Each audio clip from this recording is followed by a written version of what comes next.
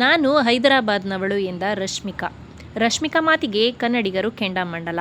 ಇದೀಗ ಕನ್ನಡಿಗರ ಕೆಂಗಣ್ಣಿಗೆ ಗುರಿಯಾಗಿದ್ದಾರೆ. ಕನ್ನಡ ಚಿತ್ರೋದ್ಯಮದಿಂದಲೇ ಅನ್ನ ಕಂಡುಕೊಂಡಿರುವ ಈ ನಟಿ ಮಾತಿನಲ್ಲೇ ಪ್ರಮಾದ ಮಾಡಿಕೊಂಡಿದ್ದಾರೆ.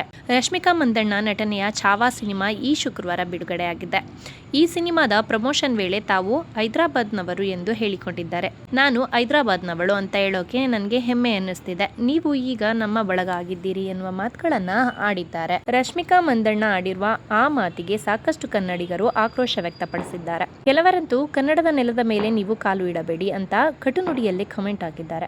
ರಶ್ಮಿಕಾ ಅವರ ಸಿನಿಮಾಗಳನ್ನ ಕನ್ನಡದಲ್ಲಿ ರಿಲೀಸ್ ಮಾಡಲು ಬಿಡಬೇಡಿ ಅಂತಲೂ ಮಾತುಗಳು ಕೇಳಿ ಬಂದಿವೆ. ರಶ್ಮಿಕಾಗೆ ತೆಲುಗು ಚಿತ್ರೋದ್ಯಮ ಬೆಳೆಸಿರಬಹುದು, ಆದರೆ ಅವರಿಗೆ ಬುನಾದಿ ಹಾಕಿ ಕೊಟ್ಟಿದ್ದು ಕನ್ನಡ ಚಿತ್ರರಂಗ. ಹೊಸ ನಟಿಯಾಗಿದ್ದರೂ ಪುನೀತ್ ರಾಜ್ಕುಮಾರ್, ಗಣೇಶ್ ರೀತಿಯ ಸ್ಟಾರ್ಗಳು ರಶ್ಮಿಕಾಗೆ ಅವಕಾಶ ಕೊಟ್ಟಿದ್ದಾರೆ. ಜೊತೆಗೆ ರಕ್ಷಿತ್ ಶೆಟ್ಟಿ ಬ್ರೇಕ್ ನೀಡಿದ್ದಾರೆ.